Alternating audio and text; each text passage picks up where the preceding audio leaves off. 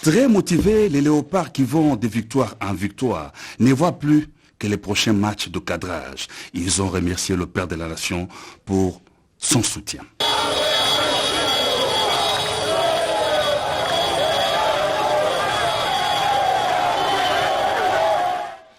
La forêt face à la crise climatique était au centre des échanges entre le programme des Nations Unies pour la réduction des émissions dues à la déforestation et à la dégradation des forêts et les pays forestiers à la COP 26. La vice-premier ministre de l'Environnement et Développement durable, Eve Bazaïba, a demandé de réfléchir sur un autre mécanisme de financement pour les services environnementaux rendus par la République démocratique du Congo. C'est un reportage de Néné Mainzana. Le programme des Nations Unies pour la réduction des émissions dues à la déforestation et à la dégradation des forêts a réuni les pays forestiers dont Costa Rica, Pakistan, Luxembourg, la République démocratique du Congo, le programme de l'environnement pour discuter sur les forêts face à la crise climatique. Dans son discours, la vice-première ministre de l'Environnement et du Développement durable a rappelé à UNRED les services écosystémiques qu'offrent les forêts congolaises à l'humanité en termes d'absorption des gaz à effet de serre. Il est question maintenant que les pays pollueurs s'engagent dans le financement durable en faveur de la RDC. Pour que nous préservions nos forêts, pour les besoins de nous-mêmes et de l'humanité, il faut des moyens et des moyens conséquents qui ne doivent pas être de petits moyens de sauvetage comme l'aide au développement, mais des investissements importants qui permettent à sécuriser la forêt. Et enfin, ne pas considérer la population comme étant un danger contre la forêt, mais plutôt la population comme étant la protection de cette forêt. La RDC attend d'autres mécanismes de financement, notamment dans le secteur de l'électricité à travers les projets Grand Inga, ce qui permettra à réduire la pression sur les forêts. Le ministre du changement climatique du Pakistan s'est voulu être pragmatique sur les ambitions de chaque pays en perspective de tout financement. Environnement toujours, une évolution positive concernant le marché volontaire des crédits carbone. La tonne se négocie actuellement à $7 américains. Le gouvernement congolais, les communautés locales et le peuple autochtone vont bénéficier des retombées financières des services environnementaux rendus par l'humanité par les forêts de la République démocratique du Congo. Une fois de plus, Néné Mainzana. Pour la République démocratique du Congo, dans le cadre du programme Maindombe, la tonne se négocie entre 7 et $10 américains et les acheteurs commencent à s'intéresser de plus en plus. Les gens sont en train d'avancer lentement, comme nous l'avons d'habitude, sur le marché carbone. Il y a des pays du Nord qui ont mis des conditionnalités. On verra la semaine prochaine comment ça va évoluer, mais ça va dans la bonne direction. La vice-première ministre nous a d'abord parlé de ses orientations en ce qui concerne l'évolution des négociations, la position de la RDC qui est actuellement claire. Ensuite, nous avons discuté de l'évolution du marché carbone dans lequel nous sommes activement engagés, laquelle évolution est très positive. En ce qui concerne le marché volontaire et les sociétés privées, nous avons de plus en plus d'acheteurs de crédit carbone et nous pensons que le gouvernement va voir un peu plus clair dans les jours qui viennent. Au courant de la semaine, ici, nous sommes arrivés jusqu'à $8 la tonne. Il y a des moments où nous avons vendu à $10 la tonne, mais le prix moyen est probablement vers les $7 la tonne. Je pense que d'ici la fin de l'année, nous pouvons arriver à des prix de $10 la tonne. ERA Congo, à travers son projet RED+, Maindombe porte des bénéfices aux communautés dans le marché des carbone ainsi que la transparence qui constitue le fondement pour éviter les risques de doublage, comptage et réduction des émissions. 15% d'enfants à travers le pays sont engagés dans le travail d'enfants et pour ce faire, le gouvernement de la République, à travers le ministère du Genre, Famille et Enfants et la Fondation Denise Nyakeru Tshisekedi ont réfléchi sur la révision à la hausse des allocations en faveur des enfants. José Baïtombo.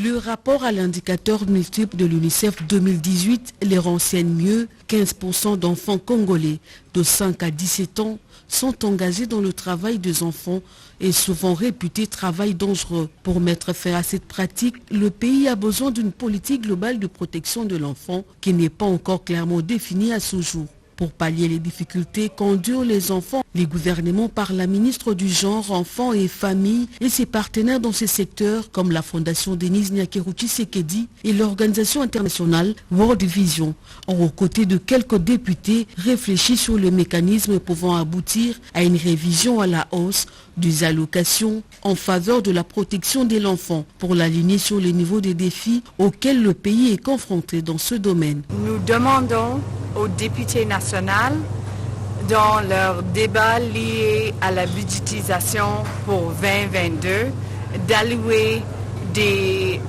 budgets conséquents pour la protection des enfants et pour éliminer les pires formes de travail des enfants. World Vision recommande également au gouvernement de poursuivre son engagement politique sur ces sujets, des discussions auxquelles ont pris part les enfants parlementaires et quelques délégués de ministères sectoriels concernés. Et pendant ce temps, la structure ARSP veut se déployer sur l'ensemble du territoire national, l'objectif étant de relever le défi pour l'émergence d'une classe moyenne sur le territoire national. Le lancement des activités de l'autorité de régulation de la sous-traitance dans le secteur privé en 2019, son DG Kalesh Ahmed entame l'opération du déploiement de sa structure à travers l'étendue du territoire national. L'une des actions prioritaires qui pose déjà le jalon pour la mise en œuvre de la loi fixant les règles sur la sous-traitance dans le secteur privé. C'est ce qui justifie à ce jour l'installation de la direction provinciale de l'ARSP Lualaba sous les commandes de M. Dani Kabongo. Prenant la parole, le directeur provincial a pris la ferme détermination de pérenniser les échanges avec toutes les parties prenantes pour relever le défi de l'émergence d'une classe moyenne en RDC. La province du Lualaba attend beaucoup des retombées de la mise en œuvre de la loi numéro 17 fixant les règles applicables à la sous-traitance dans le secteur privé. Nous nous engageons à contribuer, avec l'appui de la direction générale de l'ARSP, à l'application effective de la loi et ses mesures d'application. Pour le DG de l'ARSP, c'est un signal fort qui indique l'engagement à veiller au strict respect de la loi sur la sous-traitance dans le secteur privé et ses mesures d'application.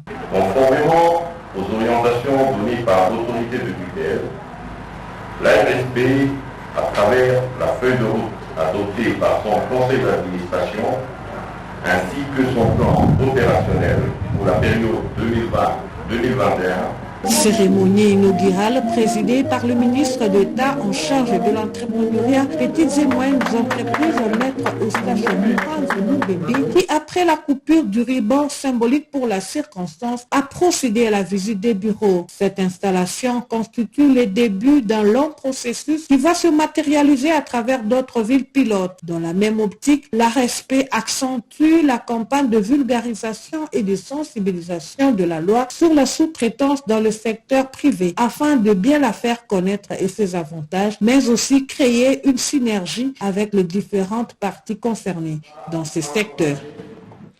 Parlons santé à présent, accès aux soins de diabète. La mortalité reste élevée à cause du diagnostic tardif et pour ce faire, des scientifiques ont réfléchi pour trouver des solutions palliatives. Constance Mananga.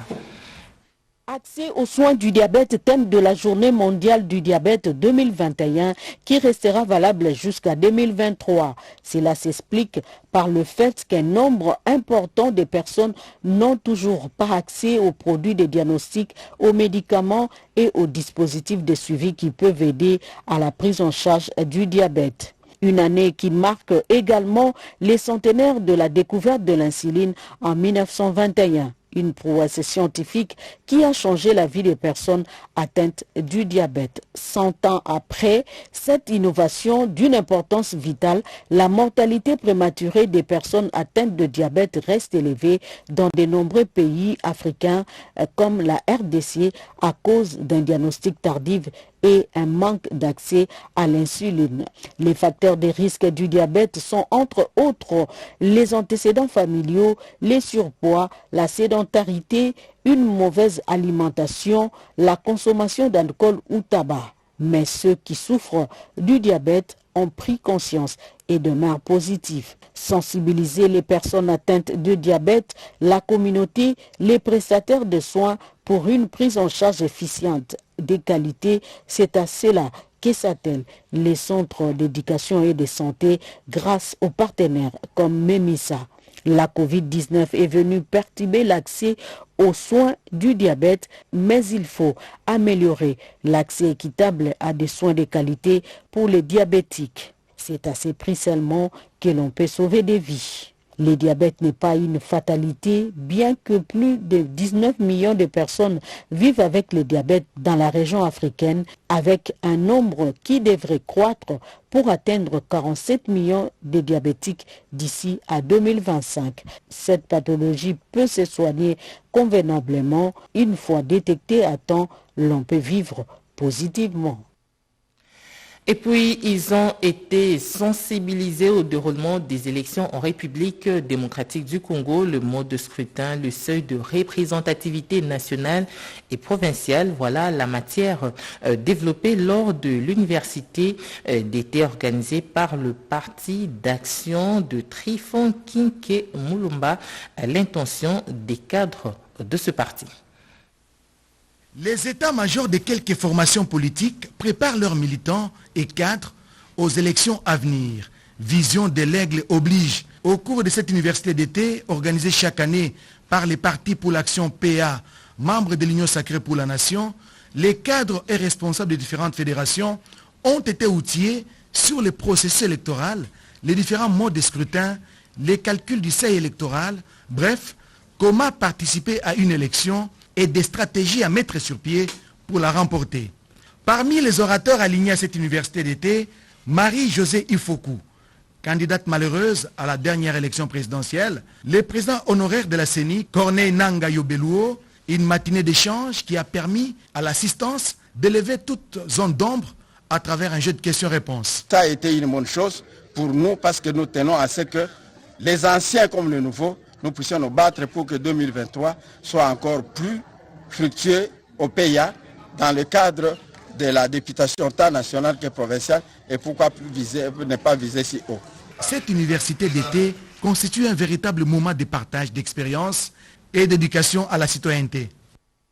Enseignement supérieur et universitaire, notre confrère Félix Zalumeti Dando vient de soutenir avec brio son travail de diplôme d'études approfondies à l'IFASI. Il a abordé la problématique de la production éditoriale et du déficit des manuels scolaires en République démocratique du Congo. Eddy Chalakatala, reportage. La dissertation de diplôme d'études approfondies du récipiendaire Félix Zalumeti Dando, déclaré recevable à l'Institut facultaire des sciences de l'information et de la communication IFASIC. L'évaluation est du jury présidé par le professeur Bongeli. Après avoir entendu les récipiendaires dans un débat public et après délibération à huis clos, le jury a pris les décisions suivantes. Le jury déclare le travail reçu.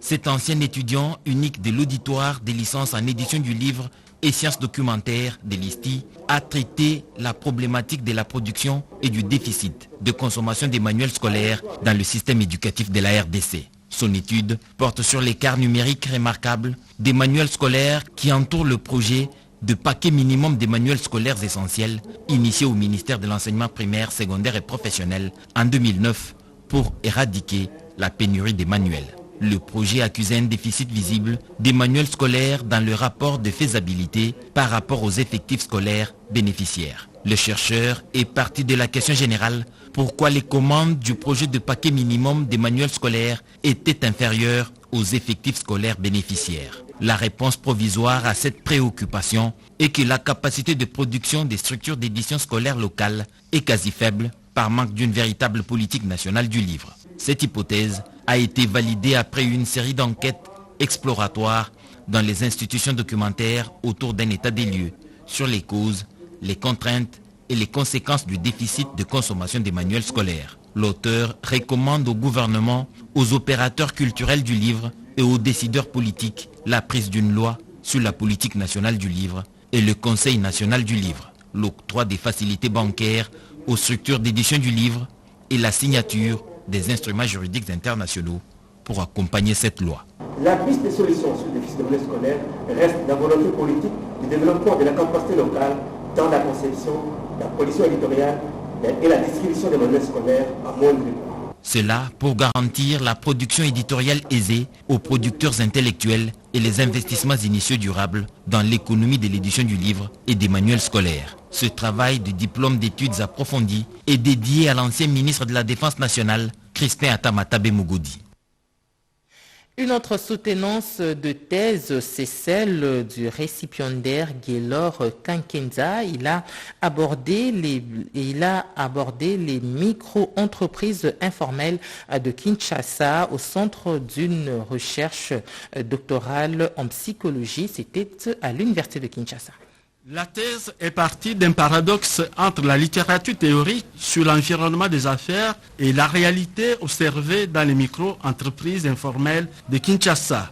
Au regard de la littérature, les environnements socio-économiques et institutionnels sont défavorables et affectent négativement des micro-entreprises. La recherche doctorale de Gaylor Kankenza a démontré que la performance des micro-entreprises informelles de Kinshasa s'explique par certaines réponses de coping entrepreneuriales des propriétaires et dirigeants. Le chercheur congolais en psychologie découvre finalement que certaines pratiques en vigueur dans l'univers des affaires permettent aux micro-entreprises de survivre. En s'appuyant sur des données récoltées au cours des enquêtes, Gaylor Kankenza invite finalement les décideurs à s'appuyer sur pareilles initiatives pour construire des politiques publiques. Environ 700 000 micro-entreprises réalisent un bénéfice estimé à 300 millions de dollars par an à Kinshasa. Et puis, après les états généraux des enseignements supérieurs et universitaires, il s'est tenu une réunion à Kinshasa pour appréhender des mécanismes de formation sur les LMD. Une fois de plus, Médard Mbouyan Mangal.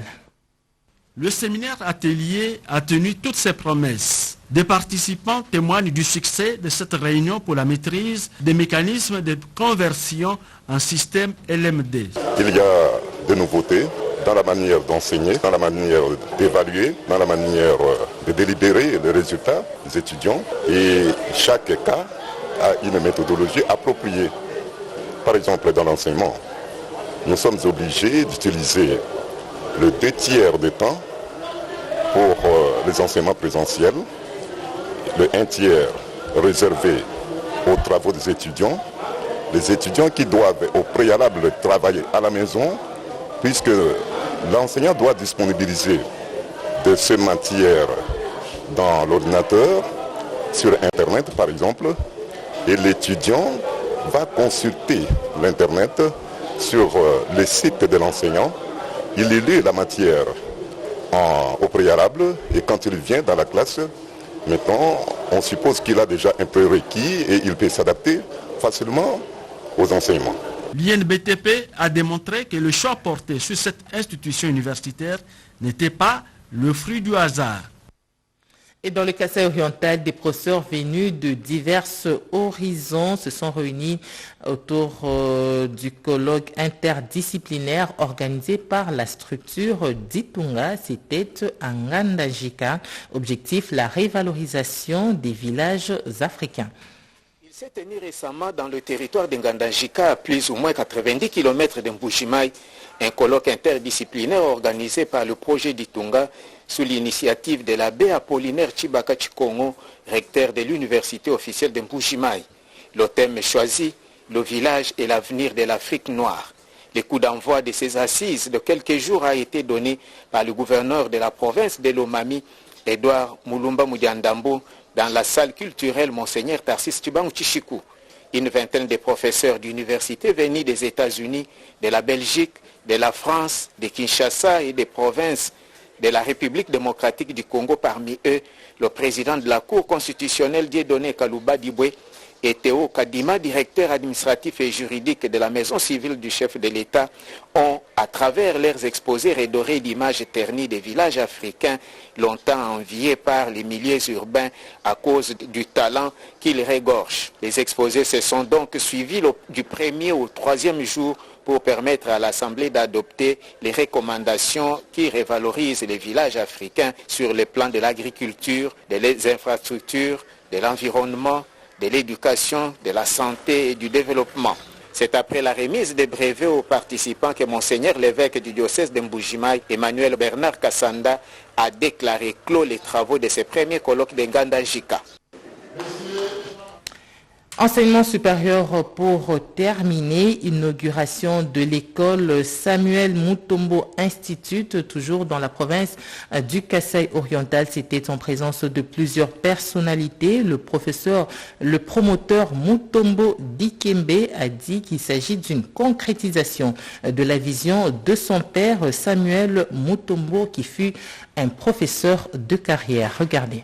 Le gouverneur de province intérimaire du Kasaï oriental, Jeannette Longa Moussamba, a présidé samedi 6 novembre à Chibombo-Chimwangi, dans le territoire de Lupatapata, la cérémonie de l'inauguration d'une école moderne dénommée Samuel Mutombo Institute, œuvre d'un digne fils de la province, la star Mutombo Dikembe. La manifestation a eu lieu en présence du président de l'Assemblée provinciale du Kasaï oriental, Athanase Kabongokala Malebongo, des membres du Conseil provincial de sécurité, ceux du gouvernement provincial et de plusieurs invités. Dans son discours, le promoteur de cette école moderne, Mutombo Dikembe, a déclaré que cet ouvrage est la concrétisation de la vision de son père. Enseignant de carrière pendant plus de 38 ans, Samuel Mutombo avait toujours le souci de voir les enfants congolais étudier dans de meilleures conditions. C'est pourquoi son fils Mutombo Dikembe l'honore aujourd'hui et l'immortalise à travers cette école qui porte son nom. Après avoir remercié tous ceux qui ont concouru à la construction de cette école, en commençant par la gouverneure de province intérimaire Jeannette Longa Moussamba, le promoteur Mutombo Dikembe a rassuré aux élèves que cette école est pour leur avenir, aux parents qu'ils sont les partenaires de cette école. Pour sa part, la gouverneure de province intérimaire du Kasaï oriental, Jeannette Longa Moussamba, a remercié Mutombo Dikembe qui a pensé à la jeunesse de sa province. Je vous invite à protéger cette école moderne qui offre à nos enfants un cadre idéal pour une formation de qualité dans de meilleures conditions. Et c'est par ici que nous mettons un terme à ce journal. Madame, Messieurs, merci infiniment de nous avoir suivis. L'actualité continue sur nos antennes. 13h30, Yvette Makoutima. Au revoir et à la prochaine.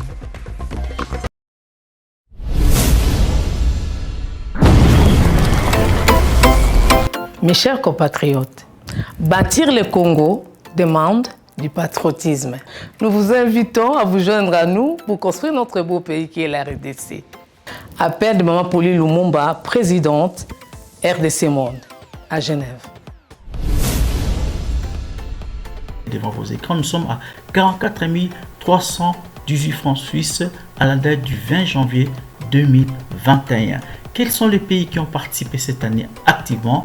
L'Afrique du Sud, l'Allemagne, l'Australie, l'Autriche, Belgique, Canada, Danemark, Écosse, Espagne, Finlande, France, Irlande, Italie, Japon, Luxembourg, Norvège, Ouganda, Pays-Bas, RDC, Suède, Suisse, Turquie, UK et les États-Unis. En tout cas, nous comptons sur vous pour atteindre cette année 100 000 francs minimum pour commencer nos projets. Bandeko nanga kotonga mboka esengika bolingo. Bino moko bomoni transparence tolakisi bino côté mbongo. Moyibe yate, lokuta pe ezate.